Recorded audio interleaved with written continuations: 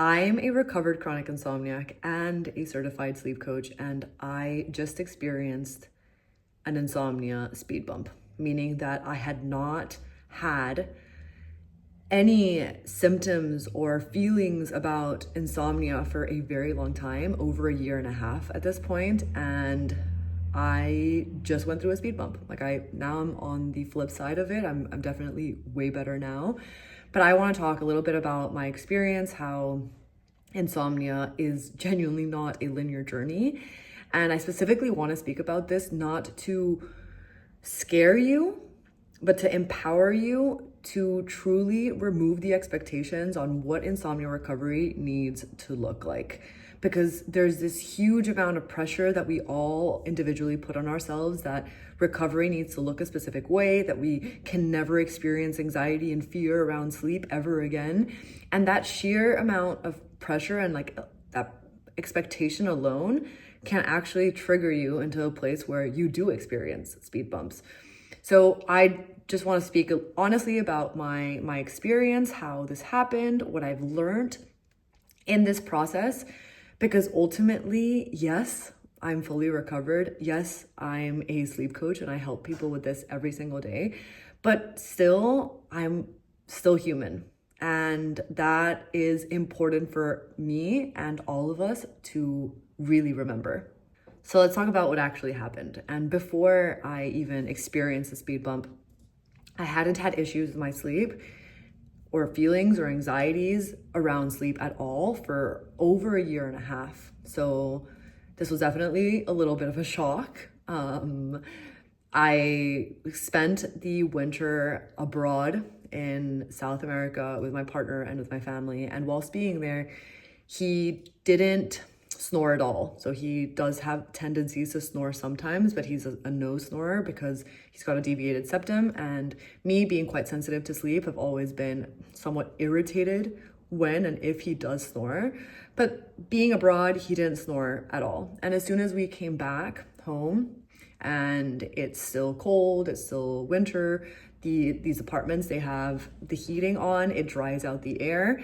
And he consistently started snoring every single night. Not consistently throughout the night, but definitely at different points during the night, in which point I was experiencing a bit of sleep disruption. Okay, sleep disruption is completely normal. We all experience it. It is when something external to us disrupts our sleep. This is different to insomnia because insomnia has to do with how we react to those noises. A few weeks went by and he, I guess, kept snoring. I tried different things to try and control the sleep environment, which I also see as being sleep efforts. I installed a humidifier to make the air a bit more moist. I bought him nose strips so that he would have an increased airflow. He slept on the couch, so many different things. But ultimately, this sleep disruption started triggering fear. And I started experiencing close to bedtime, fear as to whether or not I was going to be disrupted, if my sleep was going to be disrupted. And the fact is, we all want to sleep. That's just the reality. Being fully recovered doesn't mean that you don't want to sleep well. That's never going to happen. We're human. We always want to sleep well. And that anxiety started happening every single night. And of course, as a sleep coach, I'm okay, well, I need to befriend this. I know what to do. I talk about this all the time. And consistently over the next few days, it consistently got worse to the point where I don't even know if he was snoring or not, but I kept feeling anxious at night. I was awake for hours on end every single night. I would journal and read and get out of bed and try different things, but ultimately the anxiety was there. The fear was there. During the day, I was irritable. Energy levels, I felt fine, which is always the interesting part about insomnia, is that you can sleep maybe terribly, or what we would consider not a great sleep, but still feel very energetic and lively during the day, which is also a clear sign that your body and nervous system are on overdrive because you have so much cortisol and adrenaline in your body. So during the day, I felt fine, but still, every single night I was experiencing a speed bump. And I kept telling myself, I've been here before, I know what to do. this will pass. And, for the first time in a very long time, I started to wonder whether or not I'd go back to square one. And it's important for us to recognize this because that is insomnia. And it's super important for us to remember, even biologically, what is happening in these situations. When you're in it, when you're experiencing the anxiety, the fear, it can be very difficult to see from an outsider's perspective, okay, why do you actually find yourself in this situation? It's very normal for us to try and go into fix-it mode and how to avoid it. And I think sometimes when you have already recovered and you already know what to do, this can ultimately backfire because you're adding so much pressure on okay, I need to fix this. I know how to fix it. I should know this by now. And we don't recognize that, but that adds pressure. That adds pressure on sleep. That adds pressure on what this needs to look like. And it forgets to acknowledge that biologically you have a scar, okay? A scar in your brain. Insomnia is a deeply traumatic experience, and your brain doesn't just delete this, okay? It's not like it happens and then it just forgets about that situation ever having happened. You may not inherently remember how difficult it was or how painful it was, but you remember the experience and you will never forget because that is something that happened. And when you then experience something like a sleep disruption, stress, a snoring partner, noise, a crying baby, whatever it is normal for your brain to slowly start identifying, gosh, this has been an issue in the past. What if this becomes an issue now? So even though you're healed, even though you've created new neural pathways and new connections in your brain and a new understanding of sleep and insomnia and yourself, it is also okay and normal and human for your brain to still pick up on past fears and start to try and protect you of those fears happening again in the present moment and in the future. So that's what ended up happening. My brain heard the snoring and it started seeing me trying to control my environment, and it started remembering that I have had a fear around not sleeping, that I need to avoid not sleeping at all costs. And that alone, paired with the pressure on knowing that I should know this by now, was enough to keep me in the loop, okay? My brain was simply latching on to what it knows how to do. And it's super important for us to know this because this is where we can learn to ease the pressure on ourselves. So how did I get over the speed bump? And at the beginning, I really just told myself, like, I know how to fix this. I know how to avoid this. I know that I need to befriend. I know that I can't chase sleep.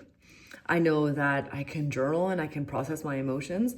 So I was doing all those things, but I didn't recognize that I was almost like doing all those things in order to achieve a specific result. And that result that I was looking for was, let's remove the anxiety, let's deal with it, let's listen to what it's trying to say. But still, there was a means to an end, and I was super attached to what that outcome had to look like. I was attached to, okay, I need to not have this emotional reaction at night. And whenever you put so much pressure on something not having to look a specific way, you are almost manifesting for that to happen.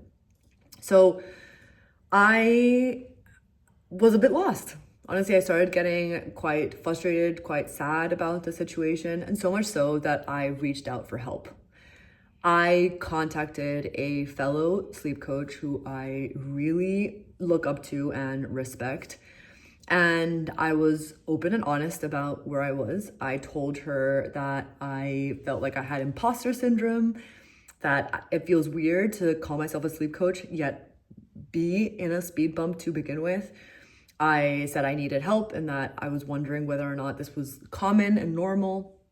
So we set up a call, and I'm so glad that I did. I think sometimes it's also hard for us to ask for help when in reality, if you want to go fast, sometimes, yes, you could go alone, but if you want to go far, you should always go together. And I truly believe that we are better when we lean on each other and we actually ask other people for help. So we set up a call, And we talked about it. And I learned that this is unbelievably common, that she has had conversations with so many people who have called themselves recovered for years, and then they go through a speed bump. And just listening to that automatically removed so much of the pressure that I had been feeling, because I no longer felt that I was broken, that I was doing something wrong, that I should know better, which is also what I want you to know. Like, if insomnia ever comes back, or if you ever experience a speed bump, you didn't do anything wrong. It's okay to not have the answers. Number two, we also spoke about this pressure and how sometimes experiencing or expecting that you should know what to do is in itself a form of a sleep effort, because you're moving away from acceptance, which is what is needed for insomnia recovery, and you're moving towards effort and control. Control for me and perfectionism has always been my default. I'm not super aware of how it happens, but different times in my life it manifests, and I see it in like my actions. So hearing, okay, like what does it actually look like to accept? And accept really means that you need to fully surrender from almost caring about the situation, because it is just so far outside of your control.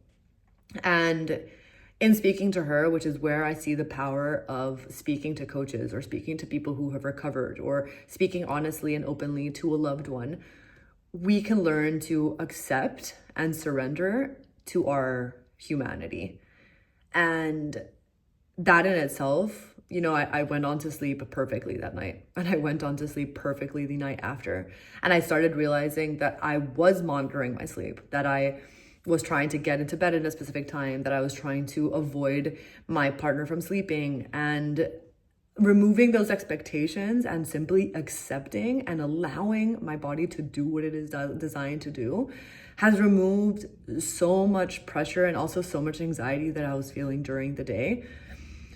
And that's what I mostly got out of speaking to her, was this permission for acceptance, this permission to be human. And if you are listening to this and you're wondering, okay, like what do I do?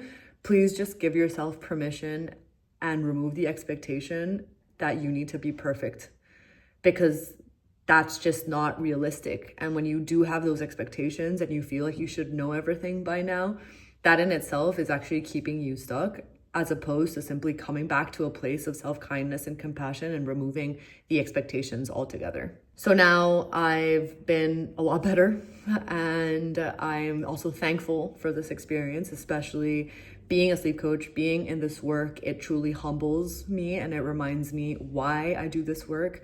If you're watching this, just please know that I completely understand how difficult these situations are. I do not take this lightly. And if you do ever find yourself in a speed bump, or if you find yourself in one right now, please just give yourself permission to be human.